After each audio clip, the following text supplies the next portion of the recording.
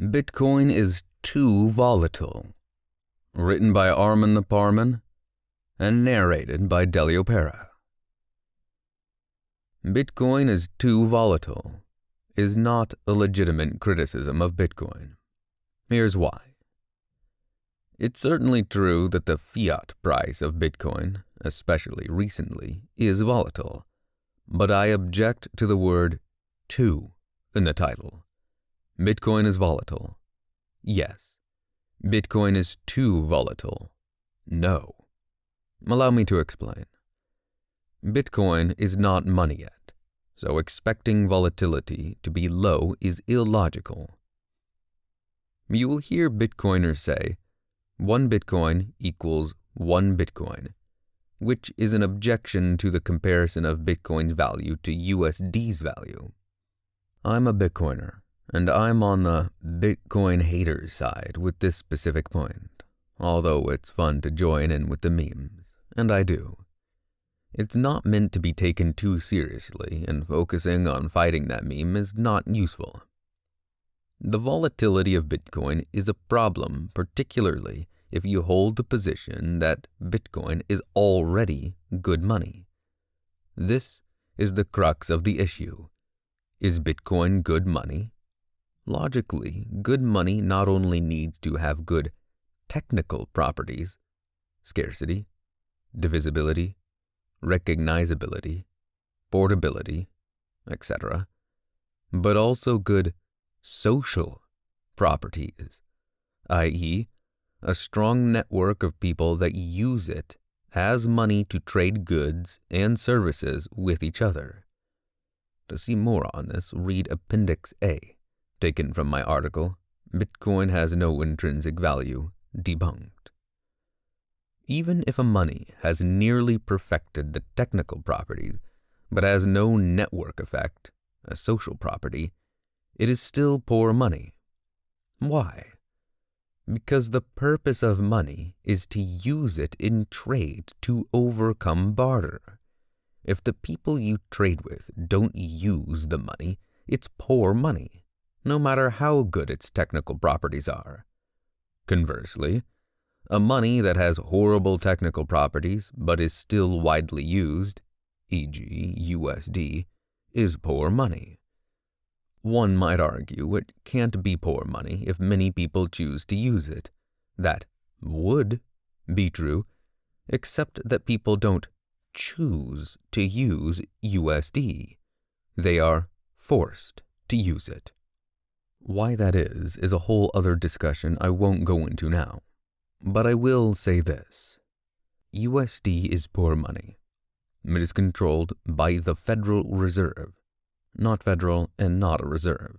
It is a privately owned institution, and they create USD out of nothing. And there is no cost to producing more.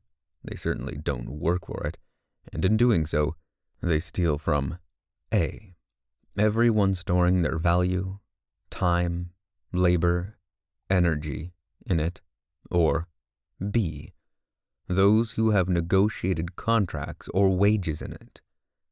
The purchasing power has declined by 99% since the Federal Reserve began.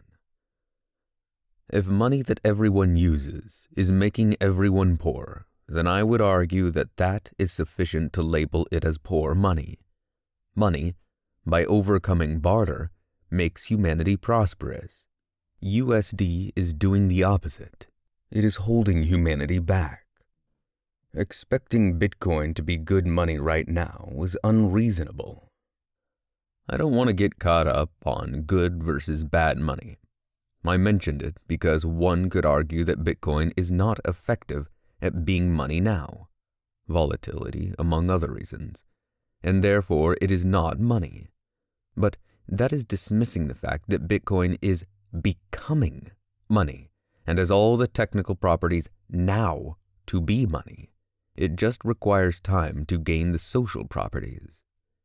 Bitcoin is an incredible discovery because it allows, for the first time in human history, a digital money not issued by a central authority and not controlled or changeable by any one person or group. That alone is quite remarkable, but in addition to this, it grew from grassroots sources, developed a massive decentralized network, and can no longer be eradicated by forces that intend to maintain control of the world's money supply. To not be grateful for this, and to demand that the world should be using Bitcoin as money now, otherwise it is useless, is intellectually dishonest or grossly ignorant. It's wrong to not allow Bitcoin to evolve into money over time. It's wrong to expect it to be money immediately. Any money of the free market, i.e., not forced to be valued by government, fiat money, evolves naturally in the general process listed below, explained nicely by Vijay Boyapati's excellent piece, The Bullish Case for Bitcoin. 1. Collectible. 2. Store of value, SOV. 3. Medium of exchange, MOE. 4. Unit of account, UOA. While there can be some overlap, for example, something that is stored may be exchanged, the flow is generally from steps 1 to 4. If people hold a unit for its SOV, it will inevitably be used a little as a MOE in a barter society. The MOE usage then increases the SOV properties of the unit, which increases the MOE properties, and so on, in a positive feedback loop towards monetary evolution from barter and UOA ascendancy.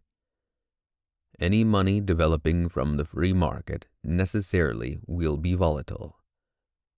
When gold was discovered as money, it too was volatile.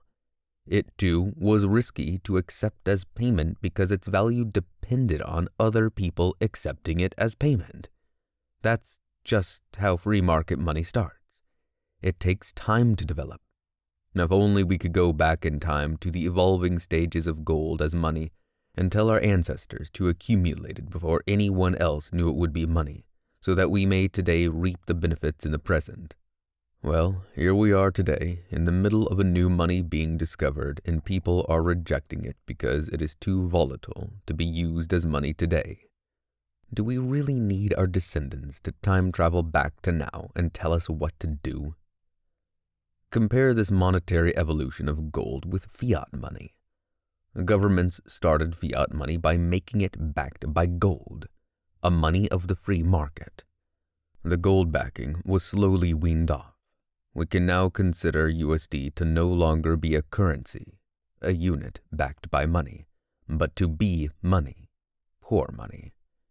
Every new currency created out of thin air by a government, the euro is a good recent example, started by pegging it to some other money. This eliminated its volatility.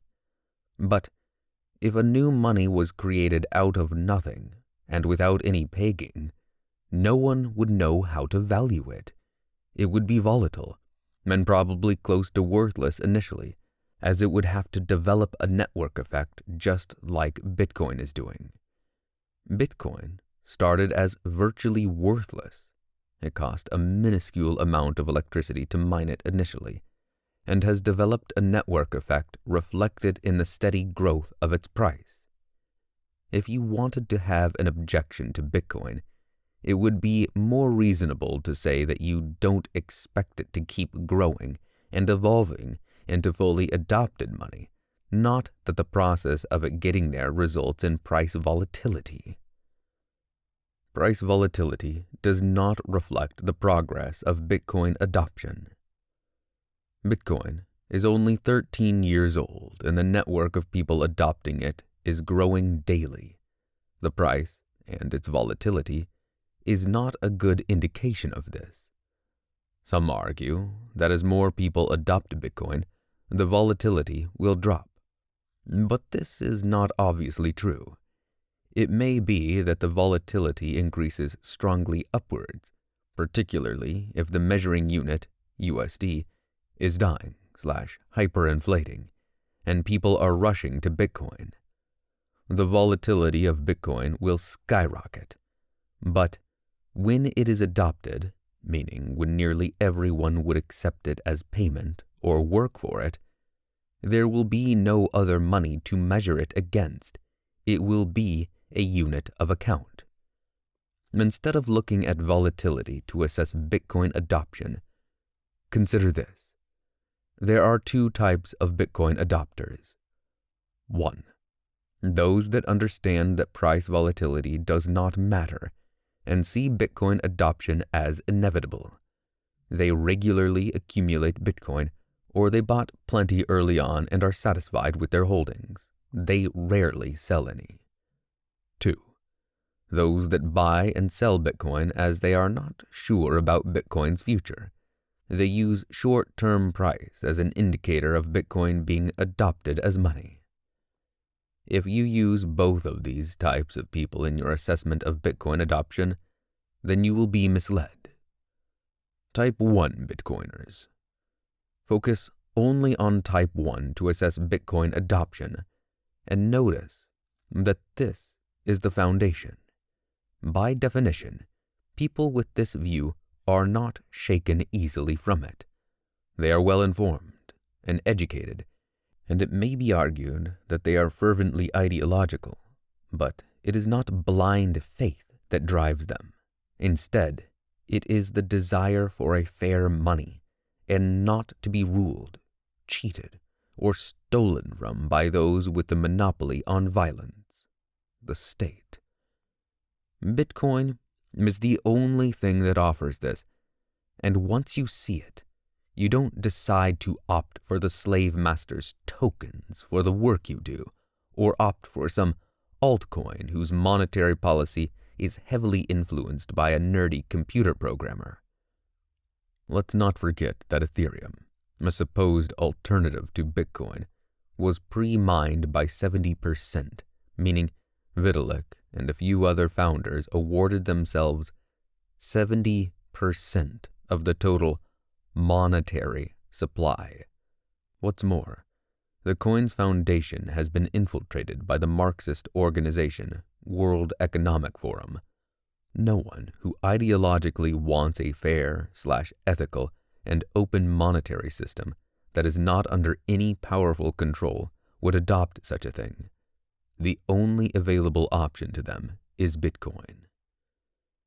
These Type 1 Bitcoiners, passionate about fairness to the benefit of all humanity, and yes, benefit to themselves too, of course, educate others, as I do. And this results in more and more Type 1 Bitcoiners in existence over time.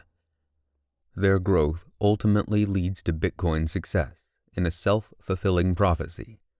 They are the people who you can reliably sell your Bitcoin to, which increases the scalability of the economic unit. This is how money evolves. The more reliably that you can sell your Bitcoin, the more confident you can be to accept it as payment. Type 1 Bitcoiners are not reflected in the day-to-day price action as they are not participating significantly in the market. Their influence, however, is reflected in the general long-term trend of price, the higher lows, and that is obviously increasing. Type 2 Bitcoiners. Type 2 Bitcoiners, and people trading/gambling on the token, emotionally respond to the price and make it volatile. They grow in numbers, but they also run away. Their numbers and conviction over time are unknown and contribute to the price volatility. They also outnumber Type 1 Bitcoiners for now, most likely. Another way to put it is that price represents the marginal buyer and seller's opinions, who generally are people trading Bitcoin, not truly adopting it. Bitcoin is designed to be money, a savings mechanism, not a token to buy and sell for fiat profits. Although it is possible to trade it, and the vast majority of buying and selling is gambling, this does not contribute to Bitcoin adoption directly. If a person buys Bitcoin with the intention of selling it at a higher price, that does not contribute to demand. Over time, that person contributes net zero to adoption and in the process makes the price more volatile. It is very important to appreciate that just about all altcoiners are almost no different to Type 2 Bitcoiners. The only difference is their choice of cryptocurrency. If you can see from my explanation why Type 2 Bitcoiners are not going to help Bitcoin adoption, then pause a moment and examine if you can see a related major weakness in altcoins. This is only one flaw of many. How else does a free market money evolve? If a new economic unit came into existence, and over time, without the assistance of government or central authority, is destined to overcome all obstacles and dominate the entire world as its preferred money and unit of account, what would that look like at the start? Would its price be volatile? Absolutely, it would be volatile. It certainly can't be stable. It isn't money, and not everyone values it to be so at the start, and not everyone will accept it as payment. This hypothetical example describes Bitcoin. The point to debate is not its current volatility, but whether it is destined to be the world's money in the future. The volatility at the start is not an indication one way or the other if it will succeed. So please, stop mentioning it as a criticism. Conclusion. To summarize, Bitcoin is volatile, but necessarily so because it is a free market money that is in the early stages of adoption. It can't be any other way. Only a money by decree, fiat, can be non-volatile to begin with, and even then it is because it is pegged by the government, with an IOU, to stable money, gold. New money, arising from nowhere, with no pegging, is going to be volatile. Appendix A. What are the good properties of money? The properties of money can be divided into two major components. Technical properties. Traditional.